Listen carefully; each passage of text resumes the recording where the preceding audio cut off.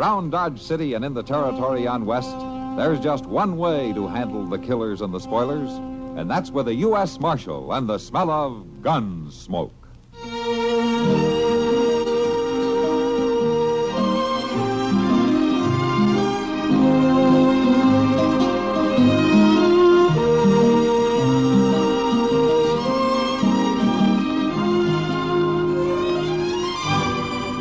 Gunsmoke, starring William Conrad, the story of the violence that moved west with young America, and the story of a man who moved with it.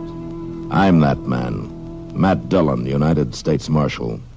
The first man they look for and the last they want to meet. It's a chancy job, and it makes a man watchful and a little lonely.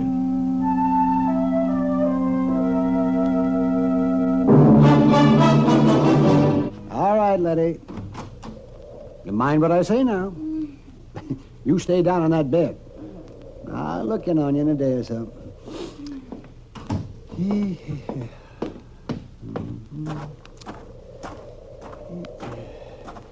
Oh, sorry to have kept you waiting out here so long, Kitty.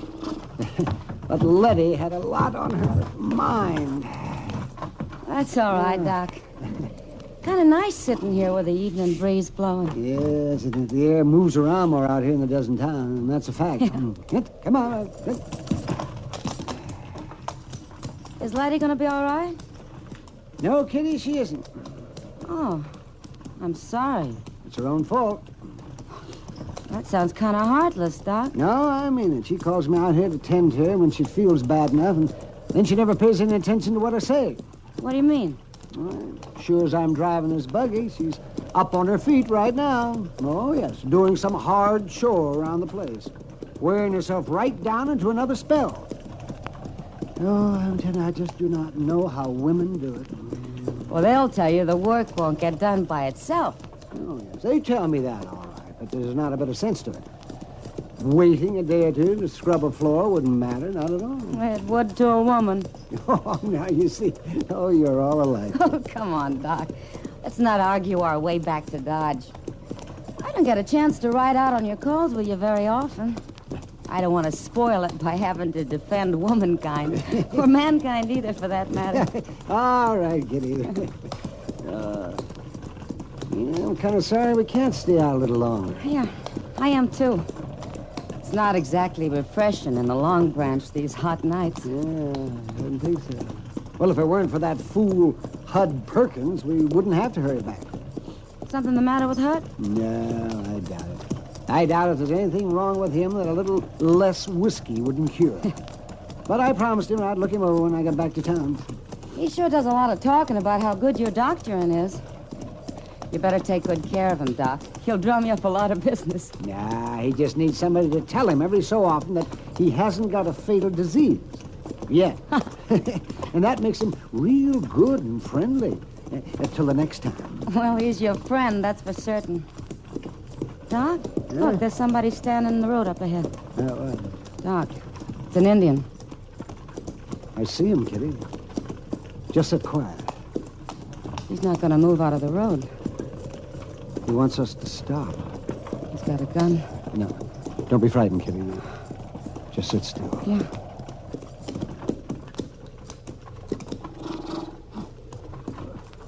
Why do you stop me? What do you want? You, doctor? Yes, I'm the doctor. You come. You want me to come with you? Other way. You come. What does he mean? Well, it means to turn the buggy around and go back the way we came. Other way. There's another one, Doc, on a horse, back at that tree. Yes, I see him. I expect we better do what they want.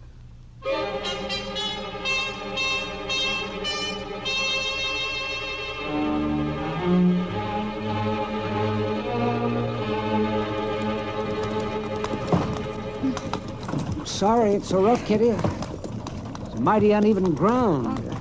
I'll make it fine, Doc. Oh, I wish I knew where we were going. How far? Where do you take us? Not exactly gabby, that's one thing. I don't feel too talkative myself. No, neither do I. Oh. What? Look at that, Kitty. In those cottonwoods by the river. Doc, I feel a little sick. My golly, there's a lot of them. They've set up quite a camp down there. We'll be stopping soon. You just sit straight and quiet. Yeah, all right, Doc. And don't be afraid. Oh. You stop. Oh. The men, they're walking all around us. Don't show any fear. Is there a chief among you? I will speak to your chief. I am Little Wolf. I am chief. You will tell me why I've been brought here? You are a doctor. Yes? Yes, I'm a doctor. Walk down. Out of buggy. Little Wolf has not told me why his braves have brought me here. My son. He is sickened. Oh, you want me to look at him? You will make him strong. Walk down. If I look at your son, Little Wolf, the woman here in the buggy, she'll be safe. He will be safe. The chief will give his word. Little Wolf gives his word. I will come with you. You just sit quiet, Kitty. You'll be all right. The chief means what he says. I hope so, Doc. I won't be long.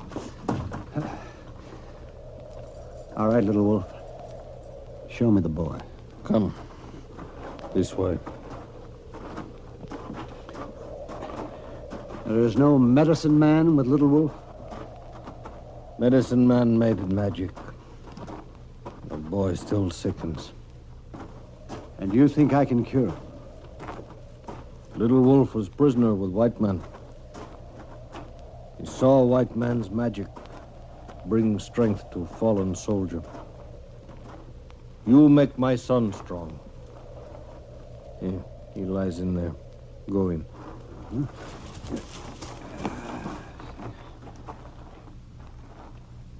Yes.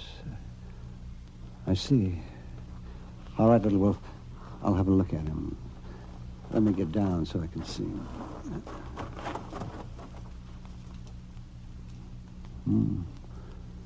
Yes, he has a fever. Erratic pulse. How long since your son has spoken? Yesterday, sunrise. I see. He will be well. Your son's a sick boy. A very sick boy. You make him strong. I will try. You will stay here, in lodge with my son. If I stay, Little Wolf, there must be a bargain. You bargain for the life of my son? I would bargain for the woman. She is to go free. If woman goes free, she will bring soldiers. No, I'll speak to her. I will tell her of your son. She will not bring the soldiers. Better she stay here. I have told you, Little Wolf. She will not bring the soldiers. Doctor, give me his word. The doctor gives his word. The woman can go.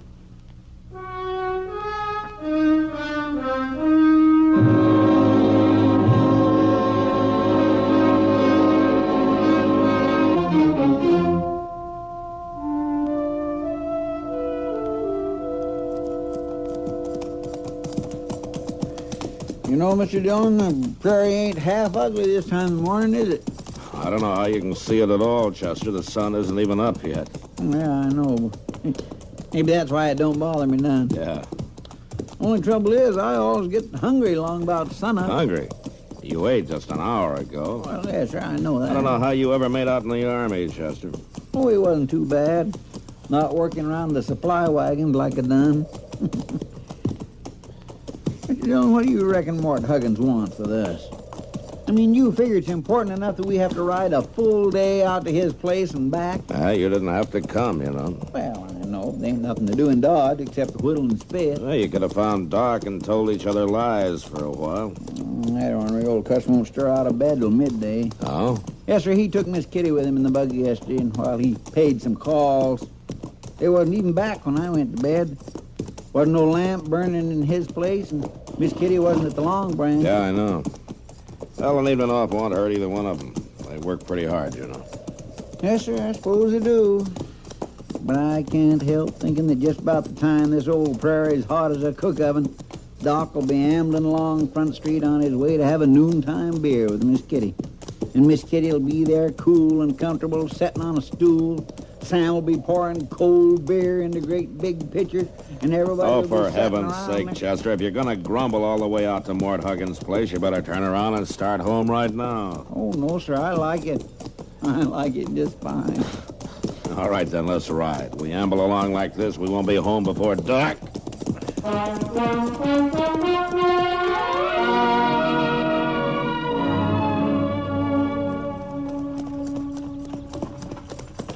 Whoa. Whoa. Moss. Moss. Why, Miss Kitty. Help me down, will you, Moss? Sure. Here. Thanks. You want to sit down? No, I'll be all right. From the looks of that horse, this rig's been running most of the night. Yeah, it has. Oh? I waited up quite a spell for the doc to come in. He must have run into a real bad case out there somewhere. Real bad case. He's still out there. Well, I'll fix it for somebody to go out and fetch him. I'll hitch up a fresh horse. I can send to Petersburg. No, Moss, don't do that. Why, you ain't just gonna leave him out there to walk home, are you, Miss Kitty? Where is Doc, anyway? Don't ask me that, Moss, because I can't tell you. You mean you don't know where you been? I mean, I can't tell you. What? Have you seen Matt this morning? Why, yes, ma'am. He and Chester come got their horses before sunup. Rode out to the Huggins place. Be back late this afternoon, they said. Well, if you see him before I do, will you ask Matt to come down to the Long Branch? I want to talk to him right away. Sure I will, Miss Kitty. Thanks, Moss. Miss Kitty, you sure you feel all right? Yeah, thanks. I'm all right. You just be sure to tell Matt.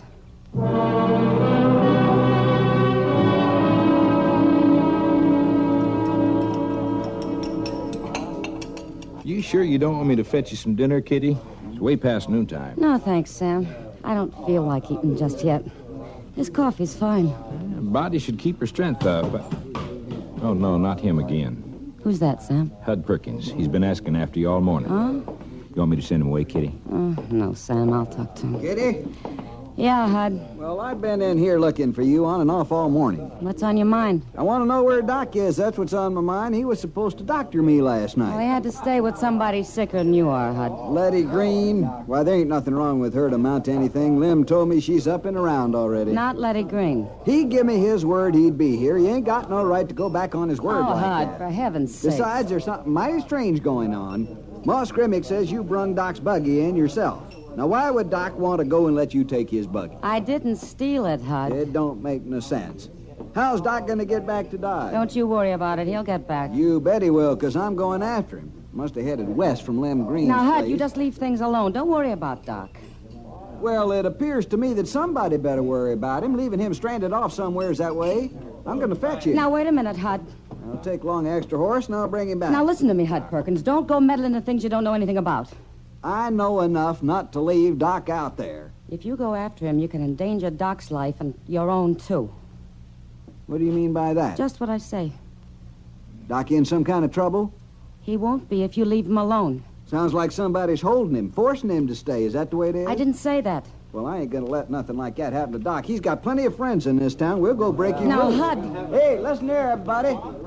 It seems to me old Doc's in some kind of trouble. We ain't gonna stand for that now, are we? Stop it. We'll just go get on our horses and go get him. Come on now, we'll meet in front of the depot in an hour. Let's go. Wait, Hud. Listen, come back here. You'll get him killed. You fools, you'll get him killed. Come back here. You sure couldn't stop him, Kitty. No, Sam, I couldn't. And if Matt doesn't get back, I guess there's nobody you can.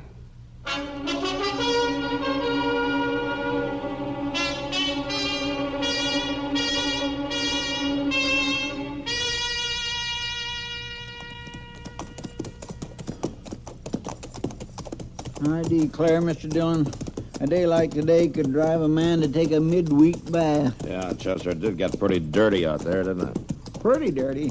Ooh-wee. Say, you can tell folks you spent the best part of the day looking for 3 old sows. Well, if they ask me, I'll tell them, yeah. That's a fine thing for a U.S. Marshal to be doing. You really think Mort Huggins thought them old sows was stole? Sure he thought so, Chester. Mort Huggins is a good man. He wouldn't get us out there on On a wild sow chase? Did you hear that, Mr. Dillon? A wild sow I heard chase. it, Chester. Yeah, well, that was kind of a joke. You see, Yeah. I could have said well, a wild... I can think of a better one. What? A picture of you rooting those mired-down sows out of that slough. I guess that was a sight, all right. You take my horse on around to the livery stable, will you, Chester? I want to get right back to the office. Yes, sir, I will.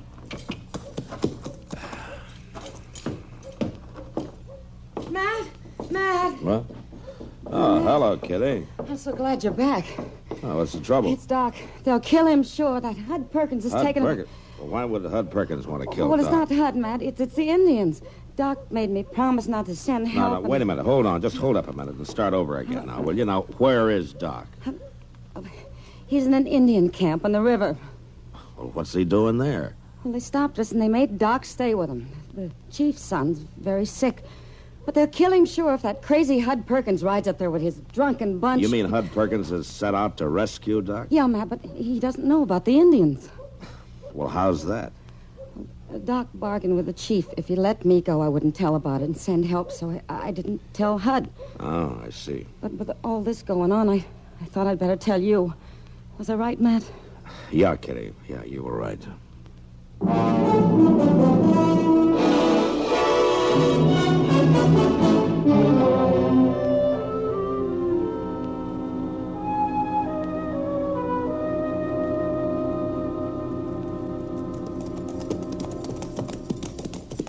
Mr. Dillon, you don't think Hud Perkins be fool enough to ride all night, do you? Well, I don't know, Chester. He's not the kind to stop and figure things out. He sure ain't. The simpleton, he don't even know where he's headed for. And I hope we find him in time to tell him. Well, looks like we're having a little luck. Somebody's fire down that wash there. Reckon it's Hud's? I hope it's Hud's. Come on.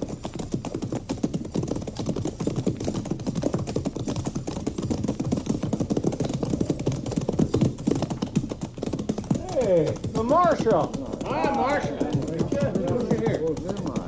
I'm looking for Hud Perkins. Oh, Marshal.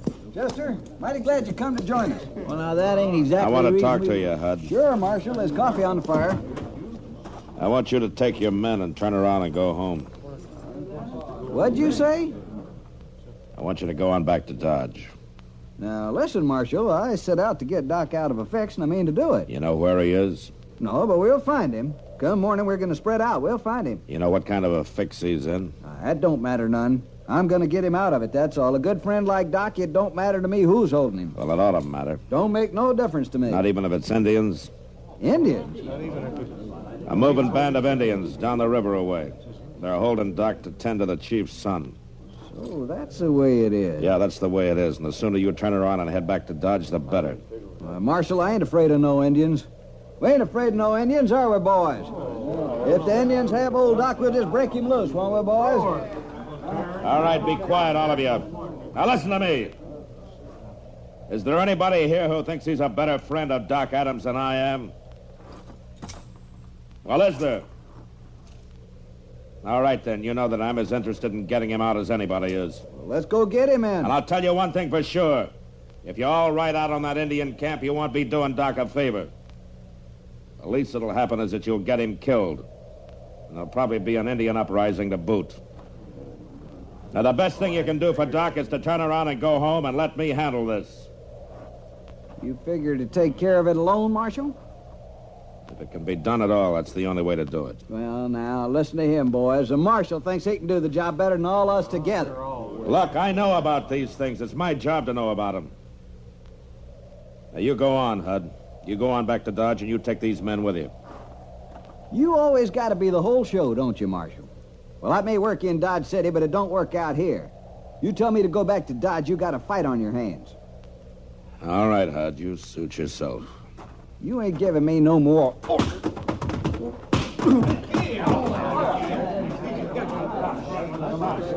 Want me to get his gun, Mr. Dillon? No, Chester, I think he's through. Now, any of the rest of you set on riding out of that camp? Because if you are, you're going to have to fight me before you fight any Indians. All right, then. Pick up Hud and get him back to Dodge. Come on, Chester. Let's see what we can do for Doc.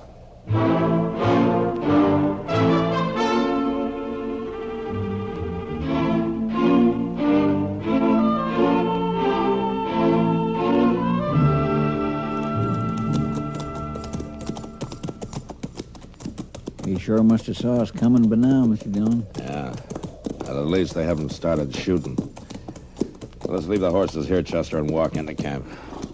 We won't look so much like the cavalry that way.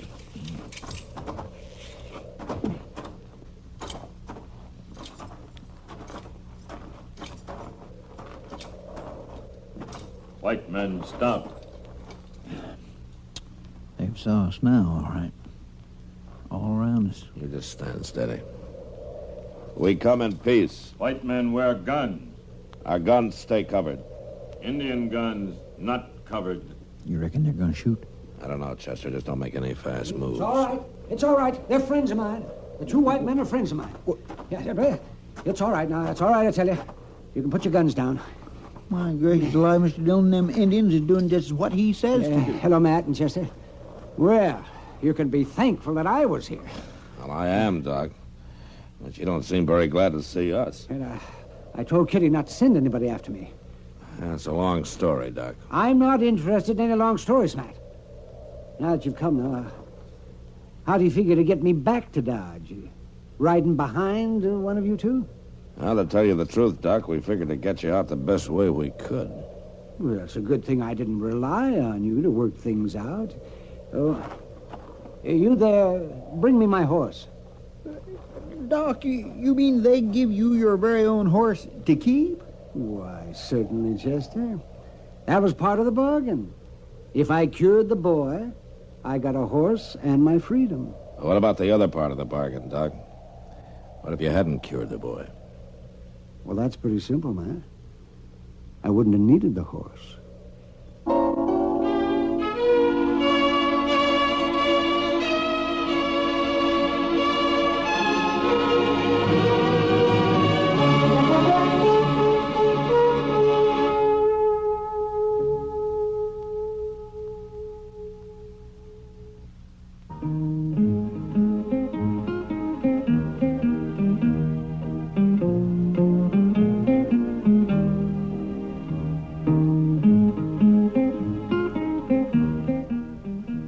Gunsmoke has come to you through the worldwide facilities of the United States Armed Forces Radio and Television Service.